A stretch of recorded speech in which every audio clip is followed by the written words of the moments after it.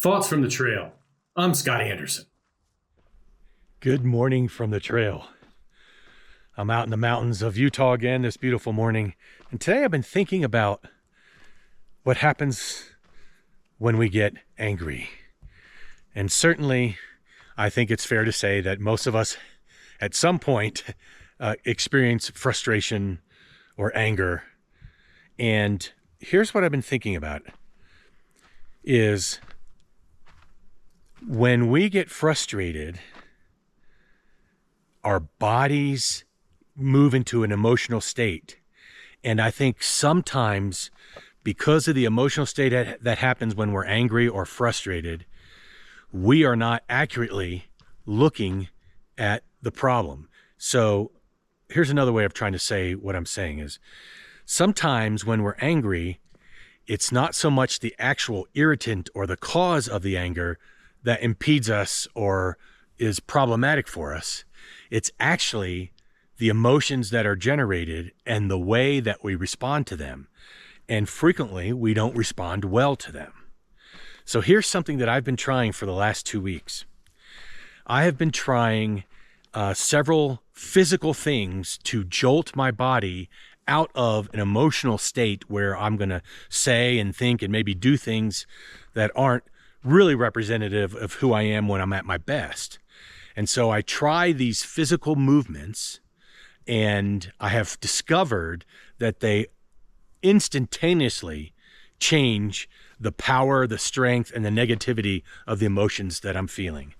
So I'm going to show you a few of the motions that I have been doing to help with this. By the way, there's other techniques to deal with this too. There's some breathing techniques that you can do, but I'm just going to show you some really easy physical things that you can do that I think can give your emotive state a jump start.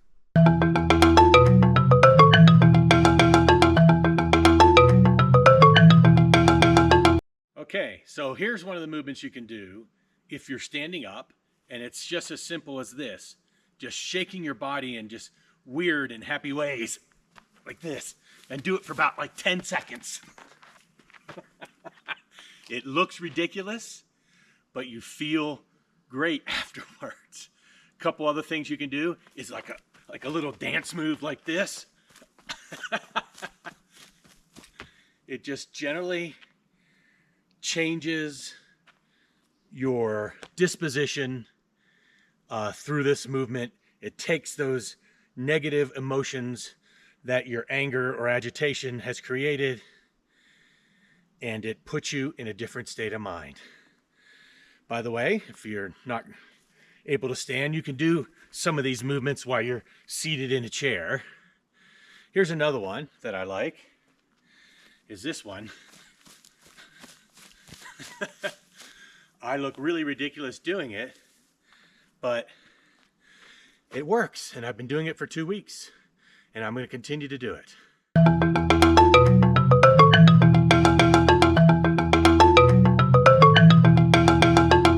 At the end of the day, we are responsible for our actions, our thoughts, even our mood, and how we respond to situations that we face, particularly when we are getting angry or frustrated. A few of those movements I shared with you, it's not like there's anything magical, but I'm telling you, they change at least my state of mind. I invite you to think about it for yourself. Does it make sense for you to develop strategies on how to get yourself out of that negative mindset when there's an irritant or when you're upset? If so, try those movements. Try creating some of your own movements, or even explore some research on breathing and how it can impact your state of mind. I'll continue to think about these things, and I'm going to continue my experiments with taking control and responsibility for my emotions and my response to anger and agitation. I invite you to do the same, and I'll see you next time on the trail.